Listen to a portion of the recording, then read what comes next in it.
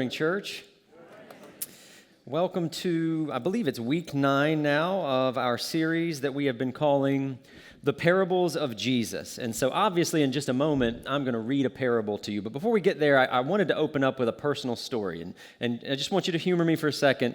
You will see where I'm going with this. So I just recently turned 39 years old. That's right. I'm on the cusp. 1 foot in the grave. I've offended somebody right out of the gate. What that means, if you do the math, what that means is that I got to grow up in a golden era of American culture known as the 90s. That's right, the Oregon Trail generation. I still remember the soothing sound of dial-up internet, the smell of teen spirit. Anybody in the house with me? All right. But I also grew up in a very specific subculture of the 90s that really doesn't have a name, but for lack of a better name, you would call it something like fundamentalist, dispensational, Pentecostal Christianity. And here's what that means. That means that I spent a very large portion of my childhood and teenage years terrified of being left behind. Some of you know what I'm talking about. Others of you are like, what in the world does this mean? Let me educate you. In the 90s, there was a series of books put out called the Left Behind series, very popular in this little Christian subculture. They were meant for teenagers. I actually never read them, but it was just the content of the books was everywhere. It was in youth groups and so on and so forth. And so the whole premise of the book series was it's this fictional imagining of what the second coming of Christ might be like, the return of Christ. What might it be like? So let me just give you a snapshot. So basically what would happen is there'd be this great trumpet sound, like the scriptures said. Jesus would appear, but not visibly. It would be invisible. Nobody would see him. And then everybody that believes in him would disappear in the blink of an eye. I mean, literally snatched out of airplanes and cars, and things would crash, and people's clothes would just be left there because they were sucked out of them. And everybody else would be left behind in a world of chaos. And believe it or not, you already are familiar with that image, I bet. Even if you didn't grow up in that subculture, it kind of burst out of that subculture. It became a very enduring image to the point that just a few years ago, the final Avengers movies, like Avengers Endgame, actually used a version of it. They called it the blip, where everybody disappeared, turned to ashes, and everybody else was left to pick up the pieces. Now, here's where this story gets a little embarrassing, and I just ask you to make this a safe place for me. So, I, as a teenager, because of that background, as a teenager, I would often, almost every night, go to bed with the same routine. I would ask God to forgive me for every bad thing I'd said, done, or thought about that day, just in case Christ returned in the middle of the night, because surely it wouldn't happen during the day. It's going to happen while I'm asleep. And so this is a true story. You're going to think I'm making this up. This is a true story. One night, I was startled out of sleep by a blaring horn. You can't make this up. I'm not joking. God has a sense of humor. He knew that was the one thing I'm terrified of. I'm woken out of sleep by this blaring horn, and I don't remember all the details, but I know I must have bolted out into the living room looking to make sure that my parents and my siblings were still there, because if they were still there, it must mean this isn't Jesus' return, because they didn't get sucked away, and I'm not left behind, and I'm safe. So, of course, they come running out, too. We're all out there in the living room. At this point, like, our heart rates are starting to go down, but the horn is still blaring. And so it turns out my dad had this 67 Ford F1 pickup that had a faulty wiring issue. Again, you can't make this up. And in the middle of the night, it was just like somebody was laying into the horn, just kept going. So he went out there, he disconnected the fuse, we went back to bed. Now that's where I was going to end this story, but God still has a sense of humor. So I was prepping this sermon, and I knew I was going to tell this story, and I got to the church on Wednesday, I believe it was, and I got here a little later than everybody, and I pulled in the parking lot, and I saw like Tara's cars here, Pastor Ryan's car, David's, Jeff's, there's people here. And so I get into the building, and nobody is to be found. Tara's office is empty, her computer is on, there's a pile of dust and clothes in the floor. I'm just kidding. But I thought to myself, you've got to be kidding. 39 years, and I'm finally left behind. So I tell you that story. Some of those childhood fears really die hard. I tell you that story for 2 reasons, not just to make us laugh here at the beginning. 2 reasons. Obviously, you've probably caught on. The topic of today's teaching is going to be the return, the second coming of Jesus Christ. And if you were here, I think it was 2 weeks ago, Pastor Ryan taught about hell, which, in my opinion, is probably the Christian doctrine that most Christians are afraid of. They're afraid of it because they worry that it's going to make people angry with them. This topic, the topic of Christ's return, is, I think, in my experience, the one Christian doctrine that we tend to be the most embarrassed by, because we don't want people to think we're weird. And to be fair, some of the weirdness is built into it. You know, David stood up here and said, come and see that we're not weird. We're a little bit weird. Because if you think about it, as Christians, we do believe the Son of God is going to physically, visibly return one day. That ain't something you see every day. That's kind of weird. But some of the weirdness is manufactured. And again, if you're a big Left Behind seer, this is not intended to offend you. But to be honest, some of the weirdness we felt about this really has come from what I would call unbalanced, highly speculative, sometimes outright unbiblical pictures of Christ's return. So one thing I hope this parable, this teaching does is dispel some of that weirdness and discomfort and give us what I hope is a more compelling, convicting picture of the second coming of Christ. That's the first reason I told you the story. The second reason is actually for those of you who are here who have no familiarity with that. Maybe you don't even believe that Jesus rose from the dead. You certainly don't believe he's returning again. Even so, if that's you, I think you still have something in common with the story I told. Here's what I mean. At some point in your life, if it hasn't happened already, you are going to be forced to deal with the fact that there's an end to all of this. And maybe you don't know what it is. Maybe you don't want to know what it is. Maybe you don't think you can know what it is. But at some point, all of us must grapple with this question: am I ready for the end? Whatever it is, am I ready for the end? And what this parable is going to do today is not only show us a picture of that end, it's going to give us the Christian answer to how to be ready for it. So without further ado, we are in Matthew chapter 25, verses 1 through 13, looking at a parable called the parable of the 10 bridesmaids. Let me go ahead and read these verses to you now. Then the kingdom of heaven will be like 10 virgins who took their lamps and went to meet the bridegroom. 5 of them were foolish and 5 were wise. For when the foolish took their lamps, they took no oil with them, but the wise took flasks of oil with their lamps. As the bridegroom was delayed, they all became drowsy and slept. But at midnight there was a cry, "Here is the bridegroom, come out to meet him." And then all those virgins rose and trimmed their lamps. And the foolish said to the wise, "Give us some of your oil, for our lamps are going out." But the wise answered, saying, "Since there will not be enough for us and for you, go rather to the dealers and buy for yourselves." And while they were going to buy, the bridegroom came, and those who were ready went in with him to the marriage feast, and the door was shut. Afterward, the other virgins came also, saying, "Lord, Lord, open to us." But he answered, "Truly, I say to you, I do not know you.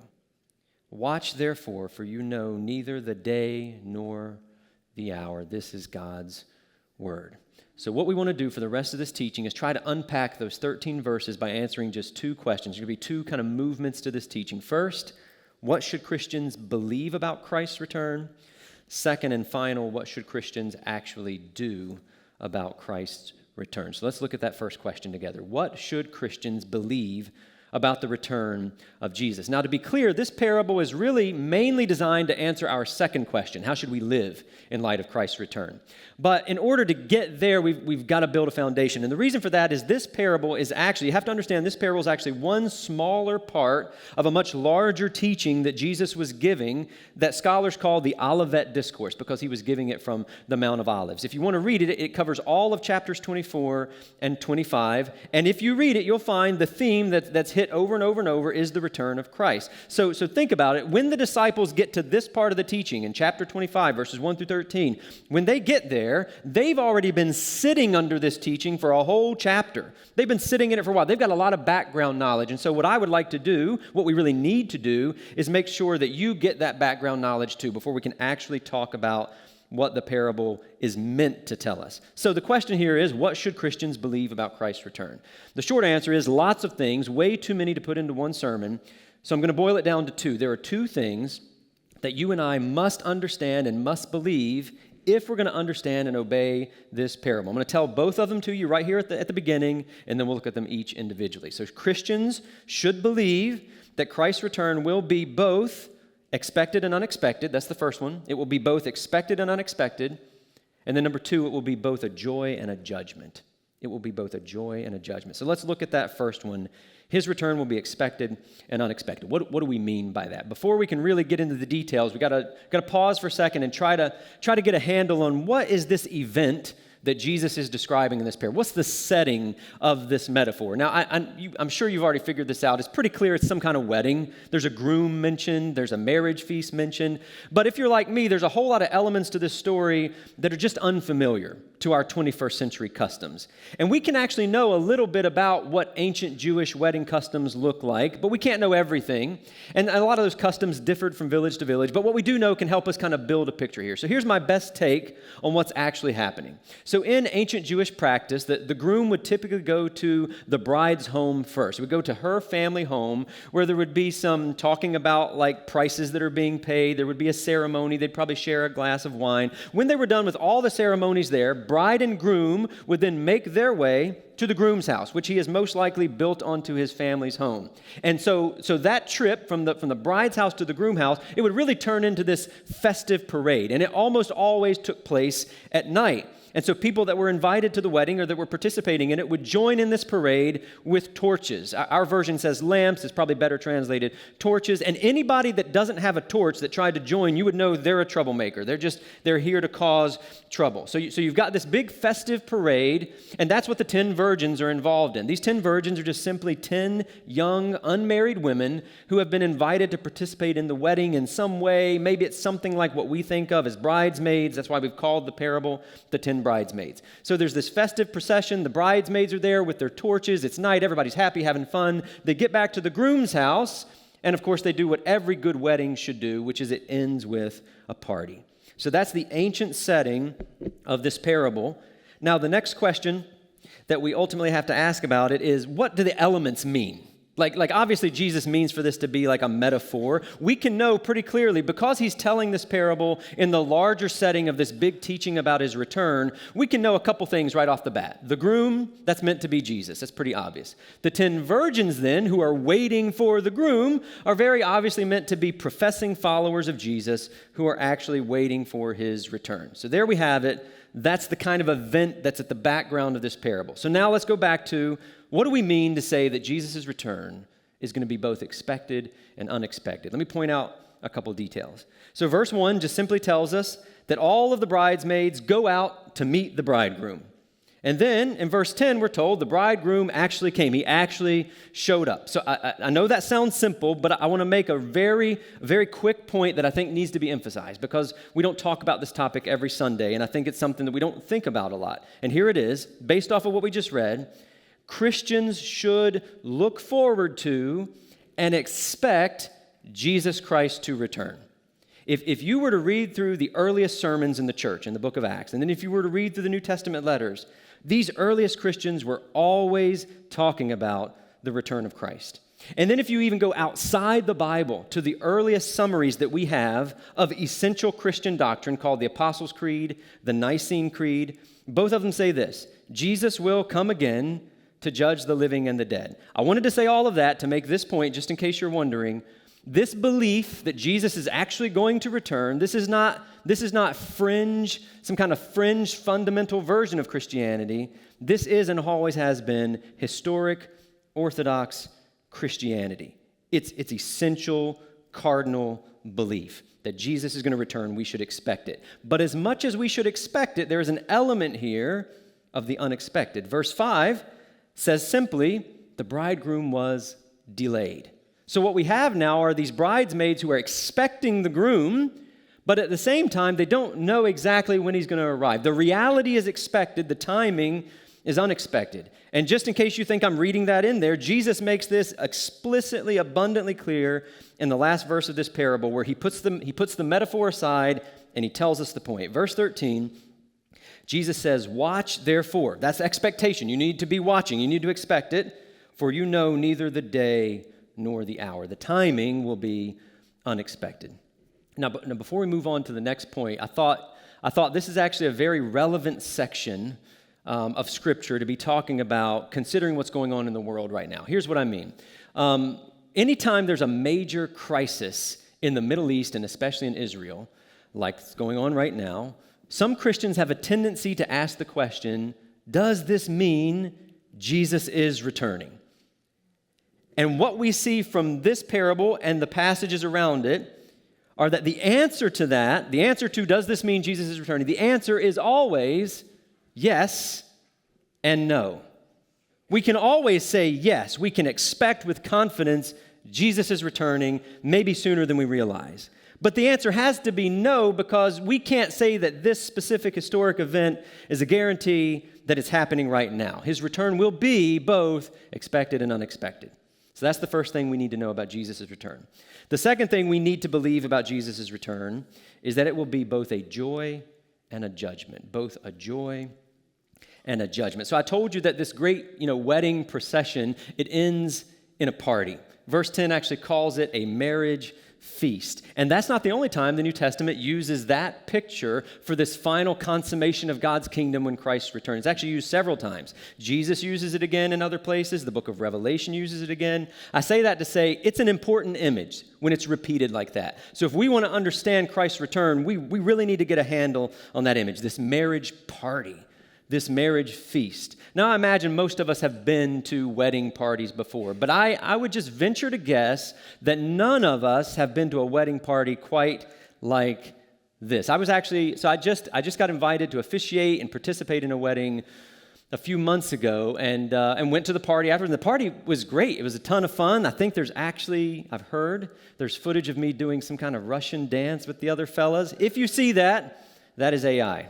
I certainly never did that before. It's AI slop. But it was a fun party. It lasted a few hours. We had a good time. But then after a few hours, the bride and groom do what most weddings do. They went off to their honeymoon. But in ancient Jewish culture, the wedding party could last up to an entire week. Up to an entire week of party. So what you have to imagine is this week-long party, open-air courtyard, probably under the stars and stuff, and there's these tables just piled high with meat and cheese and bread and fruit, and over against the walls stacked up are these huge jars of wine. Nobody's going to run out of wine. That would be the most faux pas thing to happen. Just you would have overflowing wine all the time, and it would just be so loud. There would be music, and there would be singing, and there would be people just sweating and out of breath because they're dancing, and there would just be so much energy, off the charts energy, people slapping each other's backs and hugging and embracing and laughing and talking.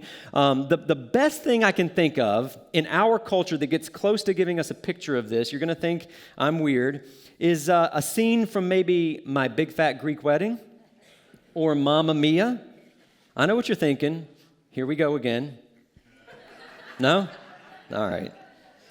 Forget it. Now, if you are an introvert, if you're here and you're like me and you're an introvert, I imagine that sounds like your worst nightmare. That doesn't sound joyful at all. But let me just submit to you that I think if that's the case, if you hear that and think, that sounds awful, that's because you're probably imagining a party full of strangers. I would hate that too, right?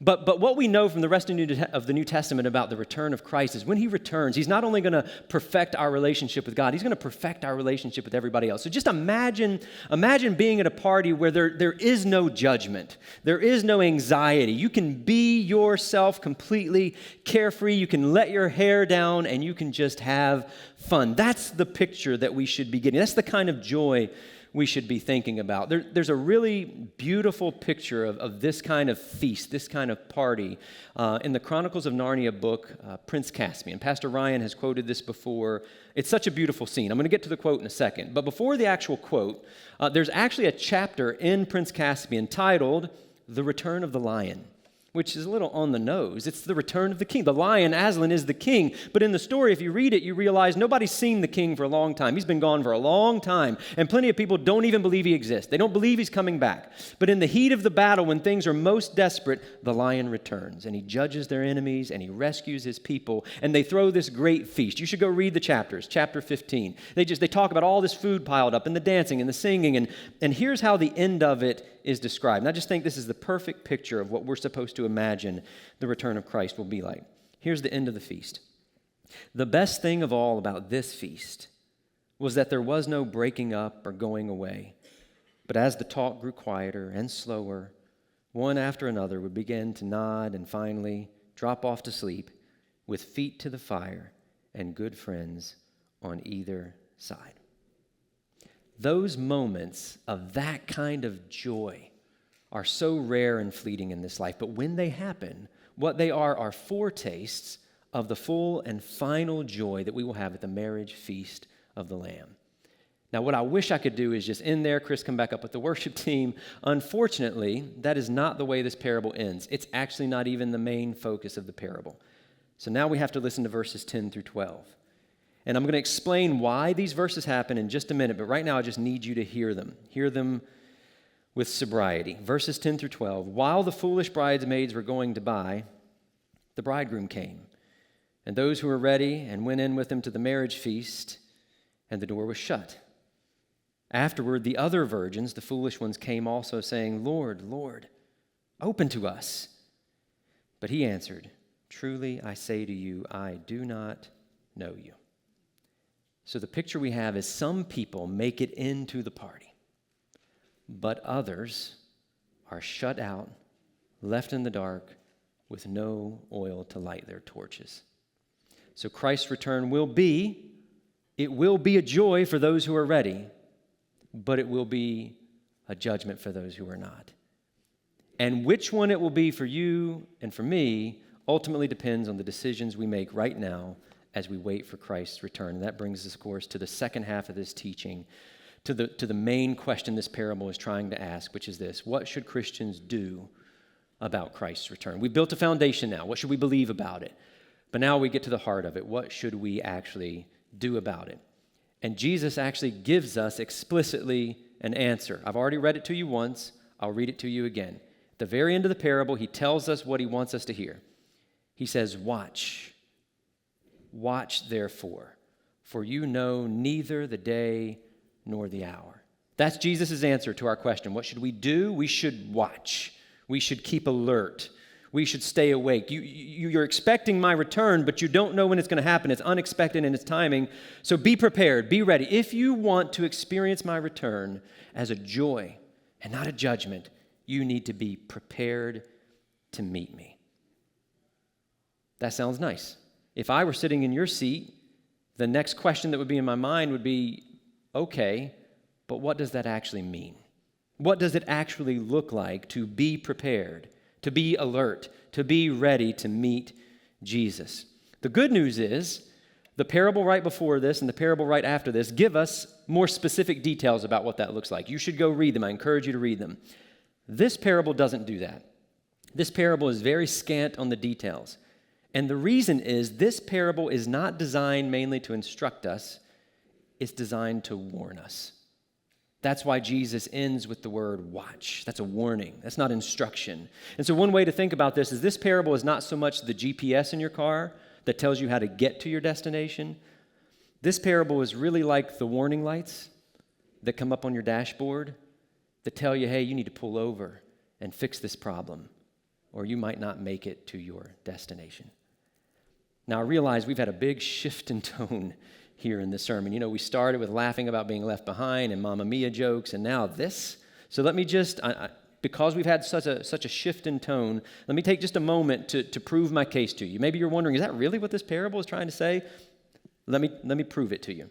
So I know you've already caught onto this. This parable is really a study in contrasts. Jesus is contrasting two different groups of bridesmaids. He calls one of them wise, one of them foolish. And on a cursory reading, you might get the impression that he really means to describe two different groups of Christians. One's just maybe a little more mature than the other, because on the surface, they look very similar. So verse 1, we're told that both groups, wise and foolish, both groups go out to meet the groom. They're both looking for Jesus. That looks like somebody who is a Christian. And then in verse 5, we're told that both groups fall asleep, which is really interesting because usually sleep, in the context of Jesus' return, usually sleep is a metaphor for something negative. You shouldn't do that. But not here, because you notice it's both the wise and the foolish that fall asleep. I think Jesus' point here with this sleep metaphor is that as we wait for his return, we can't always be wide awake looking for signs. We just got to live our lives. We got to do normal things like sleep. So what we have on the surface are these two groups of people who look like they're just normal, everyday Christians. Maybe one's just a little farther along in the journey. It's not till the end of the parable that we realize that's not the case at all. Because at the very end of the parable, when the foolish bridesmaids don't make it there in time and they're shut out, the groom looks at them and says these words. He says, I do not know you. I do not know you. In other words, you look like you were part of the wedding, but you're not. You don't belong here. And so ultimately what this parable is it's not a contrast between wise versus foolish Christians. It's really a contrast between genuine followers of Jesus and professing followers of Jesus who in the end, it becomes apparent that they never really were. So another way to title this parable would be, this is the parable of the wedding guests and the wedding crashers. And Jesus says, watch, pay attention, be onto yourself. Which one are you? That's the question this parable begs us to ask. Which one are you? Thankfully, what Jesus is giving here, it's not just warning lights. He actually gives us a diagnostic tool to help us evaluate ourselves. But what's really interesting, he doesn't give us a diagnostic tool by focusing mainly on what the wise bridesmaids actually did. The tool he gives us focuses on what the foolish bridesmaids failed to do. Their failures really should function as warning signs that we need to pay attention to in our life. And I think they boil down to two things. These warning signs that we see in the foolish bridesmaids, we can boil them down to two ideas. I'll tell you both of them here again on the front end, and then we'll look at them individually. The first warning sign is a lack of thought. The second warning sign is a lack of ownership. So let's walk through each of those really quickly. Number one, a lack of thought. That's the first warning sign. So I told you that on the surface, these bridesmaids, they seem very similar to each other. The very first difference that Jesus makes in them is simply the adjectives he uses to describe them. One is wise, one is foolish. Now, in the New Testament, in the original Greek, there are two major Greek words that get translated as wise. In this passage, it's the less common word. It has kind of a practical flavor. It can also be translated as thoughtful. So we've got a group of thoughtful bridesmaids, which means the foolish ones must be the opposite. So we could say they are thoughtless. And actually, in the Greek word for foolish can be translated, this is going to sound harsh at first, but just follow me. The Greek word for foolish can be translated as dull or stupid. And you think that sounds harsh, but listen to how they behaved. This is verses 3 through 4. For when the foolish took their lamps, their torches, they took no oil with them, but the wise took flasks of oil with their lamps. Now, when I've read or heard this parable before, for some reason I just had the impression that their main problem was they didn't bring enough oil. But that's not what it says. It says they brought torches and no oil. That's like going out to play hide and seek in the dark, which I don't do. But if I were going to do it, taking a flashlight and no batteries. And not just I didn't look to see if there are batteries. I knew there weren't batteries. I just didn't bring them. I'll figure it out when I get there. What that betrays is an extreme lack of thought in preparing to participate in this wedding. And so that's why I say the only word that really makes sense to describe that, and forgive me for sounding harsh, is dumb. It's dumb. But I want to be clear. Jesus is not actually saying anything about anybody's intellect. He's not saying that, it's bad for you to have questions. That's not his point. I want you to listen to how one New Testament scholar put it. This guy's name is Frederick Bruner. He said, Matthew's gospel uses intellectual categories to describe moral states. Some spiritual decisions can only be described as stupid. But listen to why. The decision to be a Christian, but not too much, which is close to the heart of this parable's meaning, will be described as a stupid decision. Now, I just want to read that last part to you again. The decision to be a Christian, but not too much, which is close to the heart of this parable's meaning, will be described as a stupid decision. It makes no sense. And so the big question that I would be wondering if I were in your shoes is, okay, that's nice, it's a metaphor. What does that actually look like in real life? What might that warning sign look like in your life and my life today, 2025, Severn, Maryland? Well, as I've already said, it would be hard to detect on the surface. So what it might look like on the surface is regular church attendance.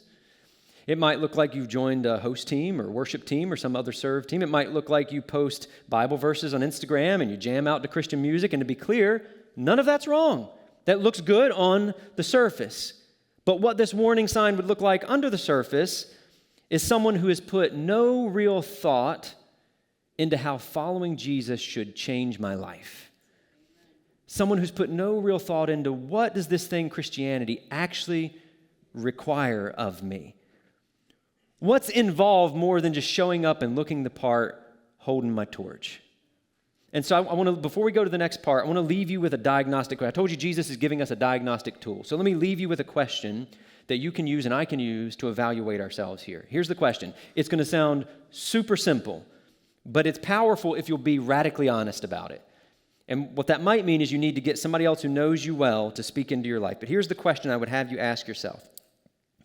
Outside of Sunday morning church services, outside of Sunday morning church, how much thought do I actually put into following Jesus? I'm going to ask you the question one more time. Outside of Sunday morning church, how much thought do I actually put into following Jesus? And if your answer, if you're radically honest, and your answer is something like little to none, then that is a warning sign that you might not be ready to meet Jesus. You might not actually be a wedding guest. You might be a wedding crasher. That's the first warning sign, lack of thought. I actually think that really it's more of a symptom of a deeper problem. And that brings us to warning sign number 2, which is lack of ownership. Lack of ownership. So these foolish bridesmaids, they've got their torches, they've got no oil, they've fallen asleep, just like the wise ones did, and they've all been startled awake with the announcement that the groom is coming. And I want you to listen to their response after they hear this. Verses 8 through 9.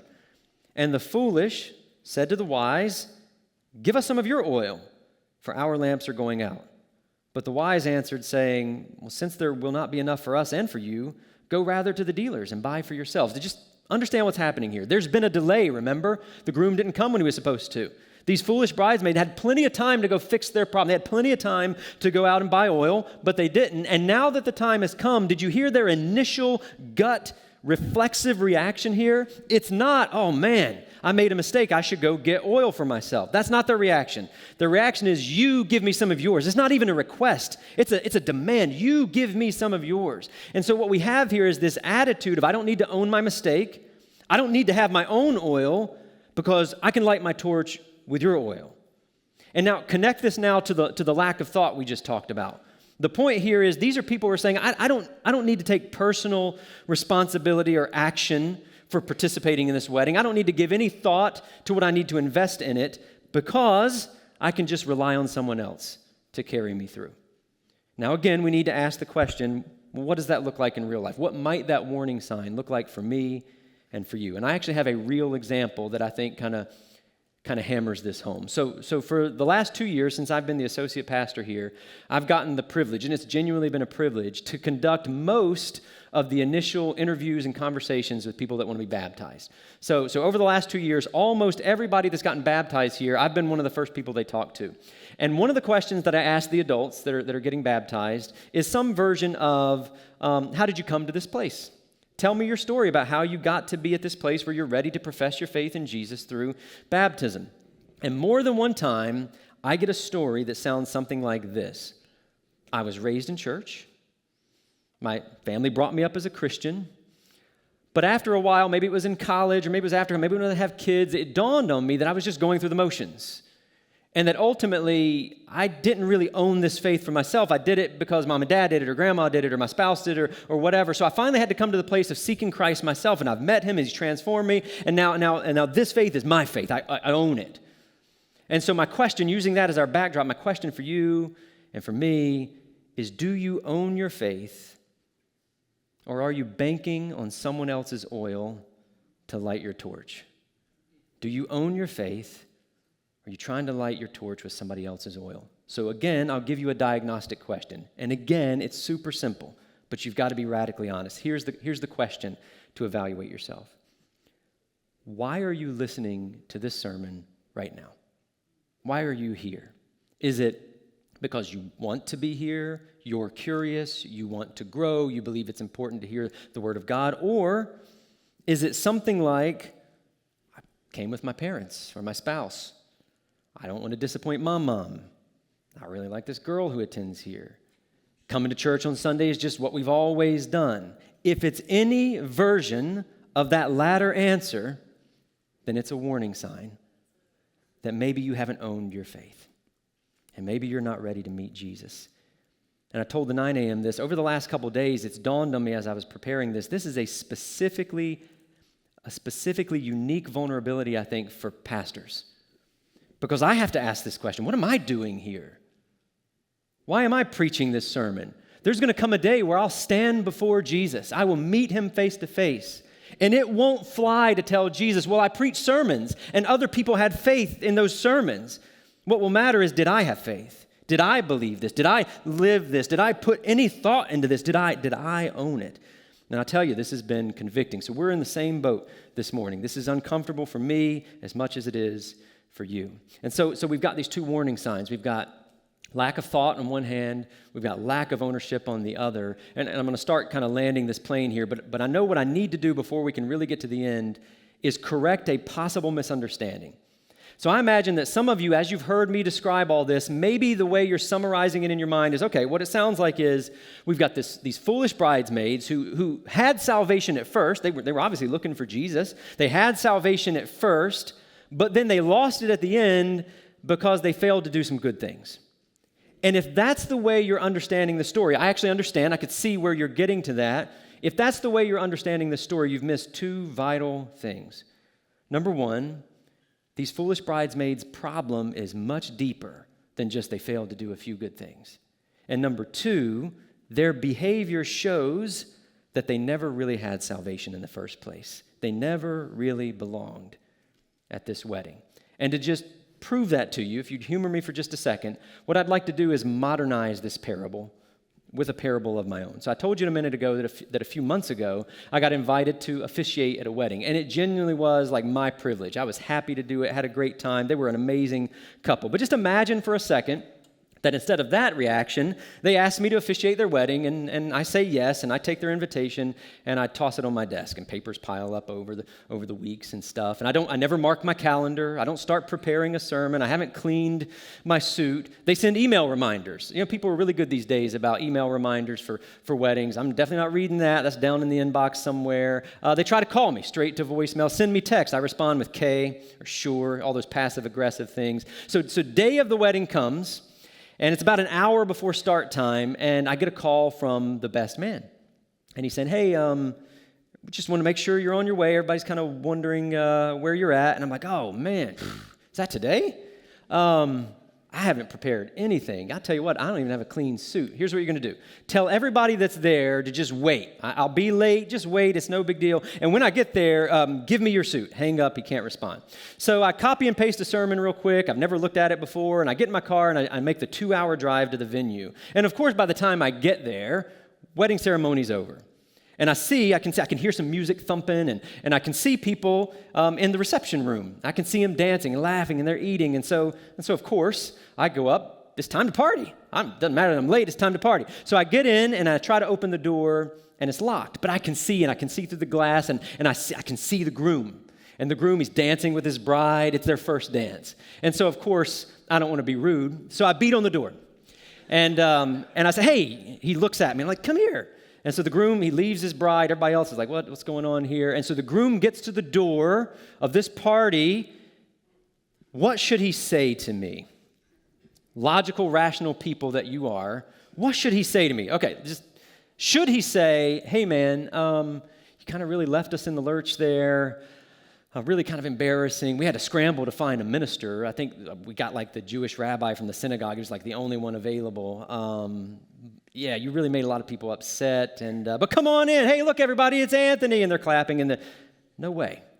We know better than that. We know what he should say to me. What I deserve for the groom to say to me is some version of this. Hey, man, your selfish behavior today showed us that you don't really care about us. And you never really wanted to be here. You really embarrassed us. You really made a lot of people mad. They had to wait forever. And so I don't know why you said yes to this wedding, but we don't want you here. Please leave. And of course, that's exactly what they should say to me. And if you notice, that's more or less exactly what the groom says in this parable. When he looks at those bridesmaids and he says to them, I do not know you.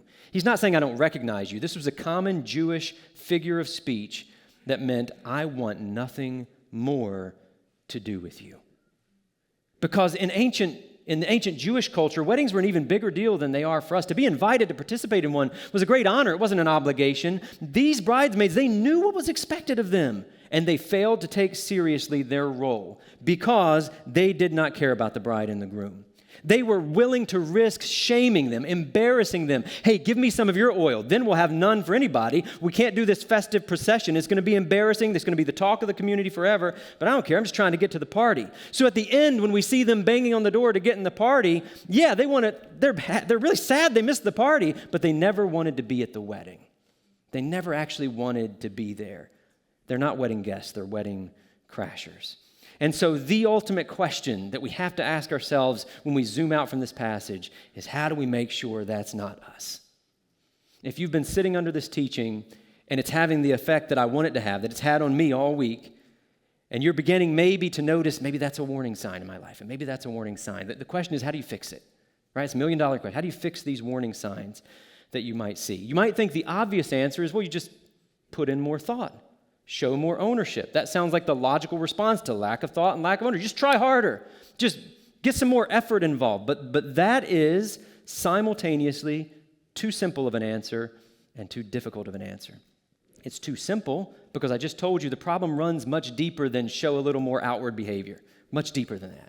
It's too difficult because we know from experience, all of us know from experience, you can't just drum up caring more about something you don't care about. You can't just drum up thinking more about something or putting more ownership into something. That's not the main problem here. Remember, the main problem is they never wanted to be there. They never cared about the groom. So let's funnel this down to the really big question. How do we become the kind of people who actually love the groom and want to be at the wedding? How do we become the kind of people who actually love the groom and want to be at the wedding? Here's the answer of the gospel. If we want to be that kind of people, we love the groom, want to be at the wedding, we need to grasp how much he loves us and wants us to be at his wedding. I'm going to go ahead and call up the worship team as we get ready to close out here. This parable is never explicit about this, but Jesus' first century audience would have understood it, and so would we. This wedding and this party that these bridesmaids are freely invited to wasn't free. It came at great cost. It could be months and years worth of wages that the groom and his family were putting into this thing.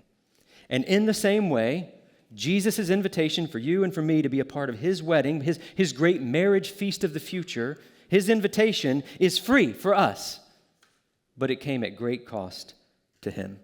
And there's lots of passages of Scripture I could go to show you that cost, but I think the one that fits the best with this theme is found in Ephesians chapter 5, verses 25 through 27, because what we see in this passage is Jesus' relationship with his people, again pictured in this metaphor of a wedding. But this time, Jesus' people aren't just the bridesmaids, they're the bride. And I want you to listen to what it says, Ephesians chapter 5. It says, "Husbands, love your wives as Christ loved the church." Jesus loves his people like a groom loves his bride. And listen to the price he paid to get us into the wedding. He loved the church and gave himself up for her. He gave his life to pay the price for us to get into the wedding. But here's what I think is even more amazing. He didn't just pay the price to give us an invitation. He actually paid the price to make us completely ready from beginning to end. Listen to how it continues. Christ loved the church, gave himself up for her, that he might sanctify her, having cleansed her by the washing of water with the word, so that he might present the church to himself in splendor, in a beautiful wedding dress, without spot or wrinkle or any such thing, that she might be holy and without blemish. Jesus Christ paid the price of his life to get us into his wedding and to get us all the way to the feast. And so I come back to our question. If you see the warning signs in your life that we've been talking about, if you see those lights going off, you want to know how to fix it. How do you become somebody who wants to be at the wedding? Here's how you do it. You don't fix these things by thinking more deeply about the price you need to pay. You fix them by thinking more deeply about the price he already paid for you. You want to show more thought about your relationship with Jesus? Just stop and consider how much thought he put into pursuing you. From eternity, we're told, the Father and the Son plan to come get you. And if you want to feel more ownership over your faith, you need to realize how much Jesus owned his mission. He said, I lay down my life of my own accord. Nobody takes it from me. Nobody's twisting my arm. I'm doing this. This is my mission because I love you. You want to drum up more thought and more ownership? You see how much thought and ownership Jesus put into it. When you grasp how much Jesus wants you to be at his wedding, that's what will motivate you to want to be at his wedding. And so I think the only way that makes sense to end this teaching, to honor how Jesus ended his parable, is we've got to return just for a moment to these foolish bridesmaids and their moment of judgment. On one hand, we can say biblically and accurately, they got what they deserved. And that is so hard to accept. They got what they deserved. They missed the party because they knew what to do, and they failed to do it. They failed to do what the groom wanted. And that's true. But I think a more gospel-centered way to understand this, a better way to say that, is they didn't simply miss the party because they failed to do what the groom wanted. They missed the party because they ultimately failed to receive what the groom did for them. I want you to listen to how theology professor from Yale University, Miroslav Volf, put it in his book, Exclusion and Embrace. This is the last quote I'm going to give you. He said, God will judge, not because God gives people what they deserve, but because some people refuse to receive what no one deserves. If evildoers experience God's terror, it will not be because they've done evil, but because they have resisted to the end the powerful lure of the open arms of the crucified Messiah. If you want to be ready to meet Jesus, if you want to experience his return as a joy and not a judgment, if you want to make sure you're a wedding guest and not a wedding crasher, that's the answer. Before it's too late, before you're left behind and left out, stop resisting the powerful lure of the open arms of the crucified Messiah. Let me pray with you. Father, this is a sobering teaching. It's uncomfortable, but really what it is, and I confess this, it's a sign of your love for us. That you're not content to just let us miss out on the wedding, but you're throwing up all these warning signs, all the alarm bells to get our attention. I'm reminded that when you first gave this teaching, when the Lord Jesus first gave this teaching, it wasn't to unbelievers, it was to his disciples, which gives me comfort because it makes me realize I'm not alone, that I actually can be a real Christian and still be in danger of showing these warning signs, but I'm not without hope. You're telling us this today to wake us up. And so my prayer for myself, my prayer for everybody under the sound of my voice is that by your Spirit and by your word, that's exactly what you would do. You would wake us up, make us more alert, make us ready. Help us to see just how much thought and ownership Jesus has shown on our behalf so that we will be motivated to show more thought and ownership, so that we will be motivated to really want to be at his wedding. What I pray is that everybody under the sound of my voice would have their eyes open, maybe for the first time, maybe one more time, to see Jesus, to really see him, to really see what he's done for us, so that I will want to be at his marriage feast. We will want to be there for him, not just for our own, for him to be with the groom.